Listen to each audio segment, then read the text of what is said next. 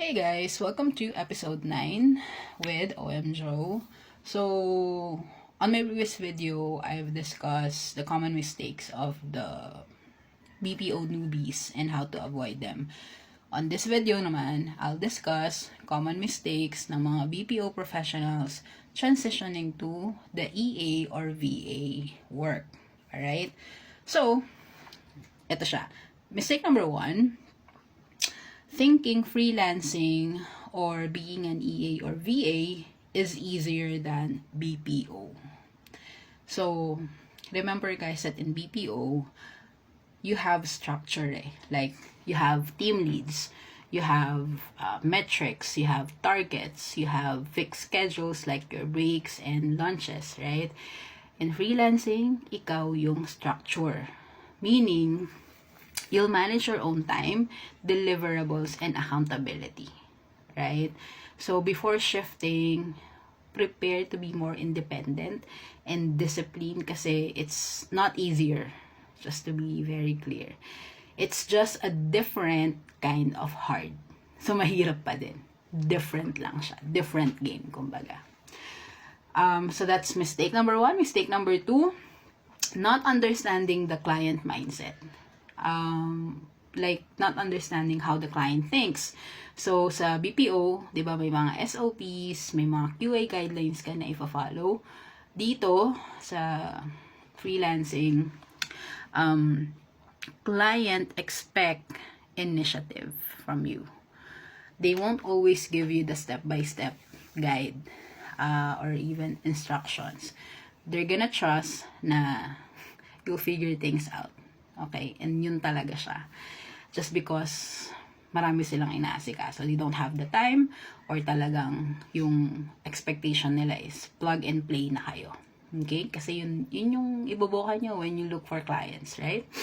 So, the best way to stand out when you get a client in freelancing, you have to anticipate their needs, right? You have to communicate clearly and really think as a partner, not just an employee. Okay? Mistake number 3, quitting too soon without financial backup. So, ito, I learned it the hard way, right? Like yung mag-resign ka agad, tapos wala ka namang emergency funds. Guys, sa freelancing, it's very risky just because BPO stable na siya, right? The moment na ma-regular ka, safe ka dyan. Hindi ka basta-basta matatanggal unless talagang pangit yung performance mo, may ginawa kang kababalaghan, right? Kaya matatanggal ka. Sa freelancing, hindi siya stable. Madaling makakuha ng client or mahirap makakuha ng client, pero hindi siya ganun ka-stable na parang BPO na, alam mo yun, in 6 months, alam mo, mararegular ka. Dito, anytime pwede ka mawala ng client. Dito, anytime, pwedeng matakbuhan ka ng bayad, stuff like that. So, you gotta make sure na you have emergency funds, right? Kung ideally lang, 2 to 3 months of savings would do. Or you can start part-time para talagang, alam mo yun, makaipon ka, and then, pag okay ka na, then you can do full-time, right? Remember, you have to be smart and prepared. Kasi hindi nga to ganun ka stable like BPO. Pero maraming nagsasucceed dito. Especially if, you know, you have the skill, talaga nagpursige ka, at maganda yung relationship mo sa client mo. Okay? Mistake number 4, not upskilling or learning new tools. Ito din yung isa sa mga i-share ko na I learned the hard way. I thought, when I transitioned to managing EAs, I thought alam ko na lahat.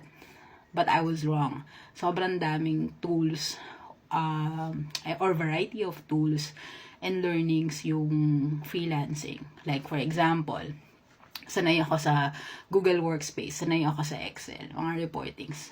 The way where I store information, Google Sheets lang yan. But when I transition to managing EAs, marami palang project management tool like Notion, Asana, ClickUp. That's really gonna help us be more tactical in organizing the task, right? Marami pang mga tools that somehow surprising. So, you gotta make sure na you teach yourself kung ano ba to. At least mag-allot ka ng mga 30 minutes to watch yung mga tutorials sa YouTube para you would know ano yon, and you know, the clients would really feel how adaptable and eager you are to learn these things kahit hindi mo pa siya na-experience sa BPO. Okay? Lastly, number 5, common mistake, treating clients like bosses. Alright? Guys, know that you have to treat your clients as if they are your partners in the business. Okay? Kasi freelancing is a collaboration. This is where you share ideas, you take initiative, and of course, you own the results, right? That's where the clients will really treat you like a trusted partner. And, you know, once they trust you, once you build that connection and that credibility with them, doon nagsisimula ang long-term relationship. Doon nagkakaroon ng maraming milestone together, and doon papasok yung sustainability mo with that client. Okay? So, to wrap things up, again, if you're planning to shift from BPO to freelancing, you have to avoid these mistakes and step into the change prepared, not pressured. Okay? Remember, you're not leaving BPO because you failed. You're growing beyond what you have mastered already. So, know na you bring that experience with you, you own it, and you excel or you level with these skills dito sa freelancing. It's a combination of your discipline in BPO and of course, flexibility dito sa freelancing. Okay, that's when the real growth happens. So, yeah, I hope this makes sense, and if you want more of this, just, you know, follow and comment na rin if you have anything that you would like to share sa mga mistakes nyo when applying to or when you're transitioning to freelancing. Okay? So, again, thank you and see you on my next video. Bye-bye.